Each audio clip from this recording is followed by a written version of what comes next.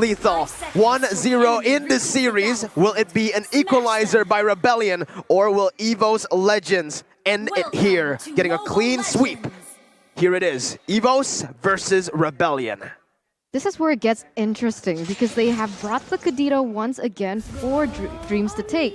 And we saw the last time he was using this Kadita, he was able to really one-shot a lot of members on the opponent's team. But for Rebellion Zion, because of the way that they have drafted, there's not much of a clear target aside from Claude right now, but Dreams is already getting the brunt of all the aggression from the side of Rebellion Zion here in the early game. No, for now, composition-wise here, Rebellion Zion can definitely force a fight after level 4, especially Sway Low on that. Oh, top side, Dyron is already low. Something we expected in this lane. The Dairoth will definitely have more pressure. That killing pressure is definitely a lot. Up against a Phoveus who, you know, yeah, is going to lose out in terms of power in the early stage of the game. But Highs, whoa. Jumping with a BMI, actually going to get chunked even more there by the damage coming from Clover. But Wijanarko has rotated. It was all a bait, perhaps, to force a flicker out of Clover. As of right now here, the emblems are very interesting here from Suelo. He opted for that Impurage, so a lot of perhaps the enemies, EVOS's HP will somehow help Suelo in dealing damage. Meanwhile, from the side of Taz, he opted for that, of course, that burn, magic burn here. So a lot of damage from Dreams and as well as Taz here. The combination is going to be deadly for team fights, and that is what Rebellion Zion needs to somehow be careful of here in the second game. But in mid-game, Highs can make something on the top side. Oh, there's a gank here. Pendragon getting the first blood here, but Fearless is going to be able to secure a kill onto him. 1-for-1, Jungler picking up the kill. I do feel like it is more worth it for Rebellion right now because Fearless is also going to be able to get a few minions there, an XP minion as well. So he has a little bit of an XP buff, XP lead. XP lead, yes. And now Rebellion Zion already rotating towards that gold buff and now setting up for the next neutral objective.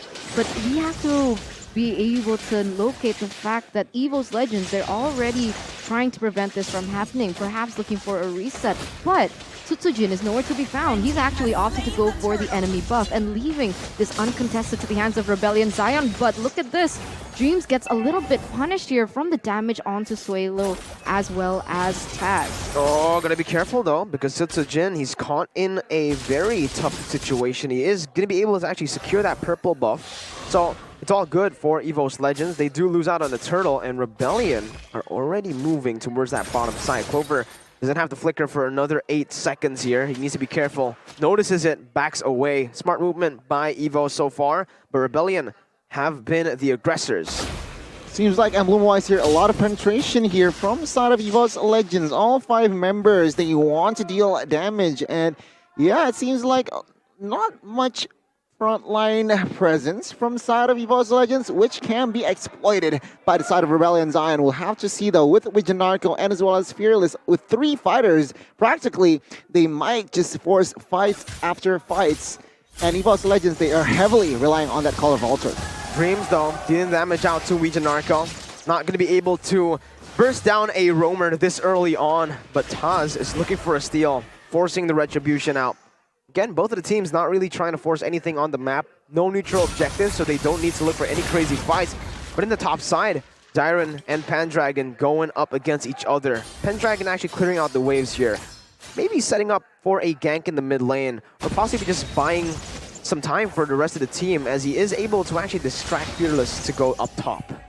We can see now Rebellion Zion is looking for just more pressure, harassment onto EVOS Legends right now. They're poking at one another, realizing that they have 15 seconds left to set up for this next turtle. So you can see EVOS Legends already rotating towards the top side. Perhaps they want to be taking down Dyron first, and that might be exactly what they do here. He forced a flicker out of him, Fearless with that. Oh my god, it's going to be Dreams who actually jumps in, but Suelo somehow surviving that one. Jumps in with the real world inflation, but the Cult Altar comes into play. Taz perfectly timed to save his member. Dreams getting out, just barely reaching Narco, bringing everybody back, but under the turret with a minion. It's the minion who tanks everything up for Pendragon to get another kill.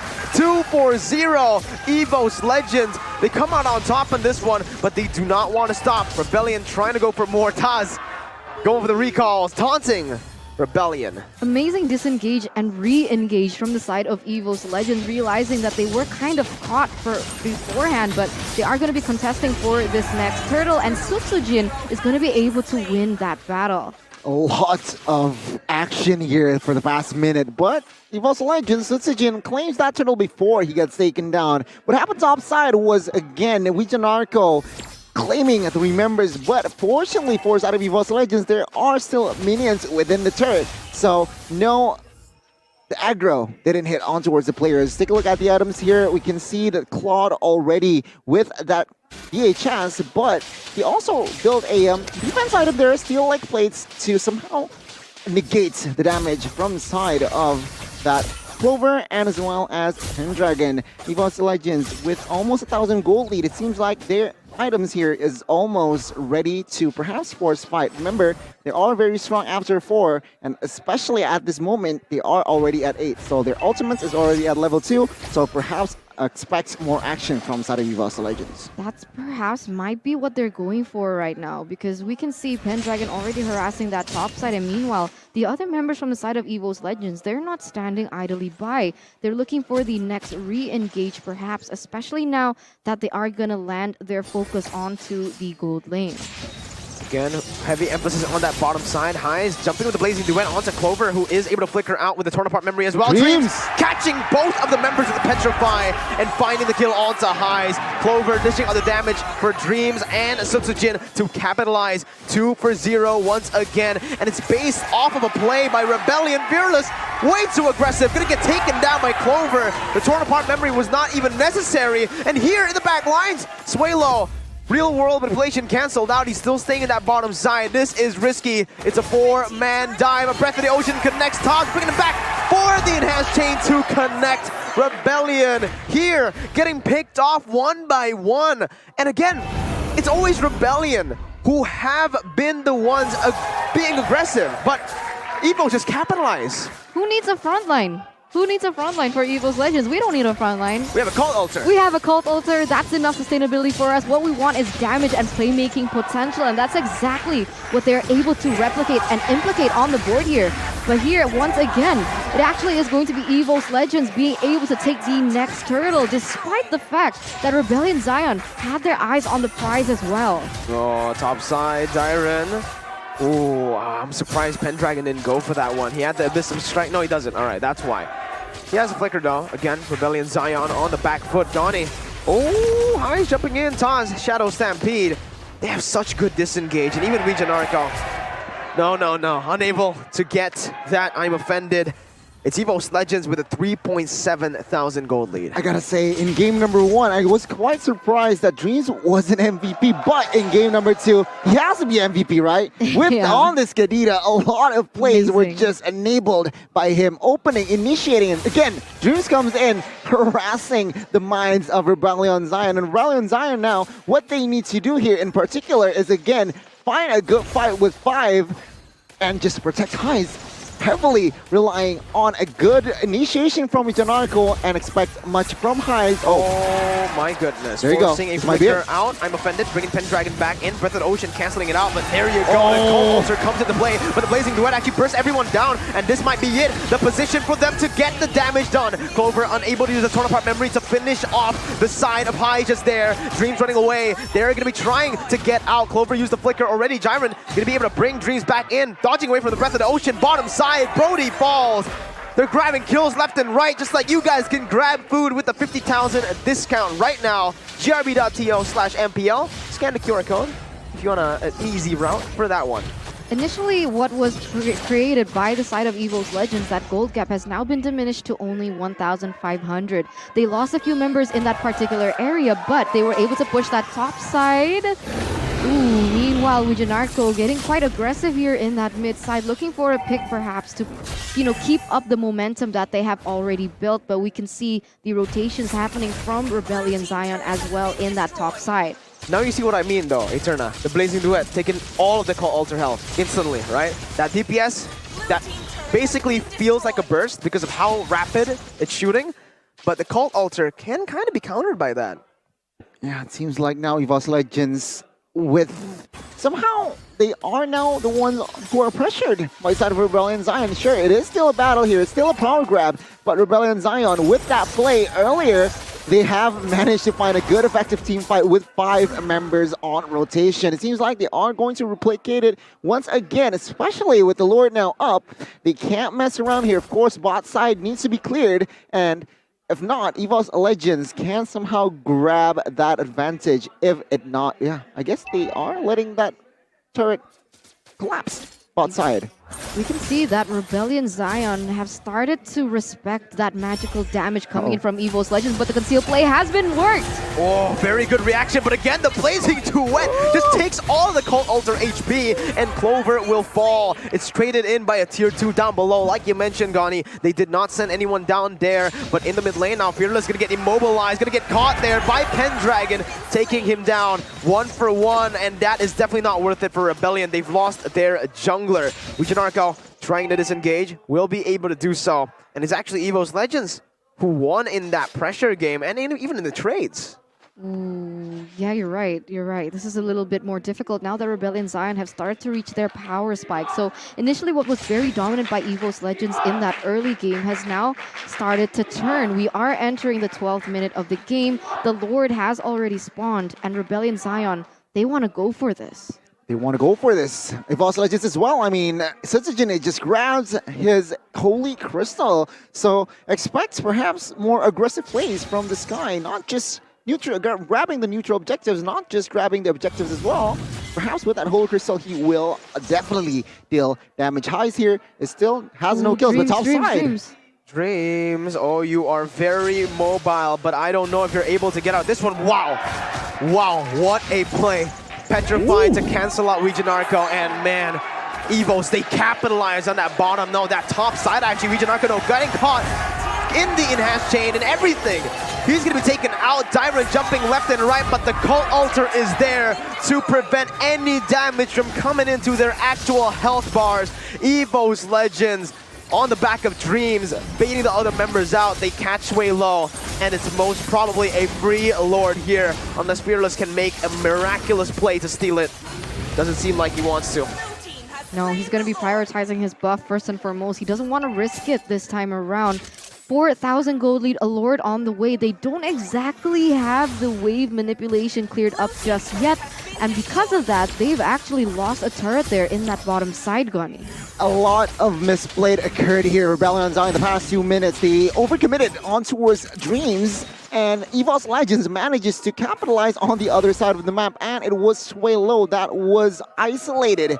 And with that presence gone, EVOS Legends managed to grab the Lord here with almost 5,000 gold lead established here. EVOS Legends can somehow seek a base turret, especially realizing EVOS Legends, they are somehow still behind, but then again, they have Ruby, Claude, and as well as Eve, so their wave clear here, their high ground is quite strong.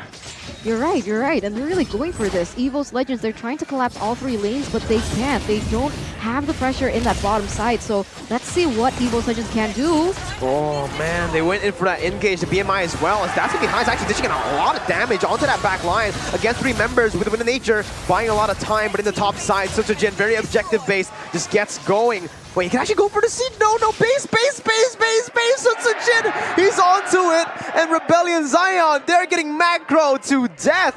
EVOS are playing the long game, bringing them back and forth, just again to secure the objectives. Because of that, everyone backed off, and because of that, they get every single base turret. Man, I thought that was lacking from the side of EVOS Legends. I thought they overlooked the fact that they didn't punish the bottom side, but man, they have a plan, and here we go. Oh, the plan is go in. Pendragon getting caught highs, able to back away with the BMI. Pendragon with the Abyssum Strike. Oh my goodness, he finds the pickoff onto highs. Sutsujin against two members, able to go for the base right now. He's objective here. Enhanced sword by the time, clearing it out. A 2-0 dominant performance by the Tigers. Winning it out in the blue battle.